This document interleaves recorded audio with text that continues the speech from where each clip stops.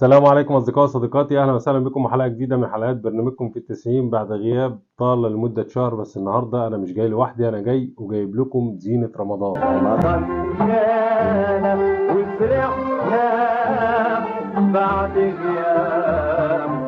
كل عام وحضراتكم بخير بمناسبة شهر رمضان الكريم، أعاده الله علينا وعليكم بالستر واليمن والخير والبركات. بإذن الله ألتقيكم النهاردة عشان نتكلم عن مباراة الحلم، وهي مباراة كأس مصر بين الأهلي والزمالك. الله يكون في عون هنري ميشيل والهدف. الله الله الله الله الله الله الله الله الله عليك يا اسد، الله الله الله عليك يا طرزان زكي. ويتقدم نادي الزمالك عند فلافيو، يعملها خطيره عماد متعب وهي هوبا والهدف. الله الله الله الله الله الله تحطها حلوه لشيكابالا، لما من شيكابالا والتاني على شماله والتالت على شماله هوبا.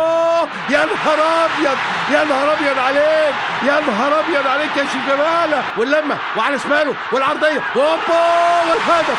الله الله الله الله الله الله الله الله الله الله عليك يا ابو تريكه، تنفست الصعداء.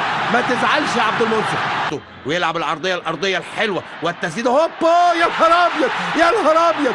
الله الله الله الله الله الله الله الله الله عليك يا جمال يا حمزه. يدور على متعب، يدور على اسامه والهدف. يا نهار ابيض.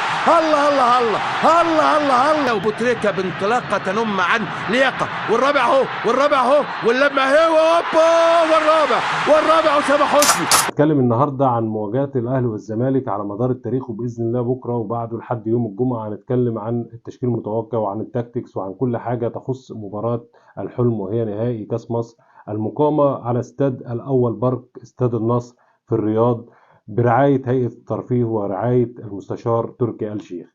خليك معايا، ما تنساش تعمل لايك للفيديو، وباذن الله الفيديو يعجبك لان انا هقول لك كل الارقام على مدار التاريخ. في الدوري الممتاز المصري تقابل الفريقين 126 مباراه، الاهلي قدر يفوز في 49 مباراه والزمالك قدر يفوز في 27 مباراه، وانتهت نتيجه التعادل في 50 مباراه.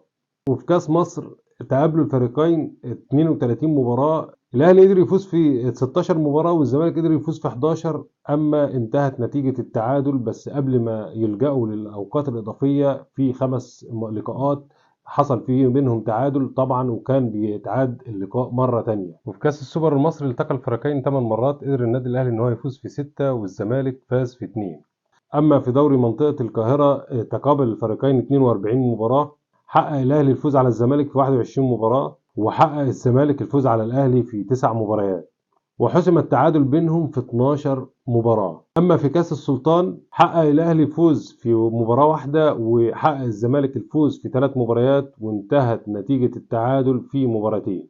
وفي مباراة السوبر الأفريقي كانت مباراة واحدة فقط، تقابل الأهلي والزمالك في جوهانسبرج، وانتهت نتيجة المباراة وفوز الزمالك بهدف أيمن منصور الشهير على النادي الأهلي بهدف مقابل لا شيء.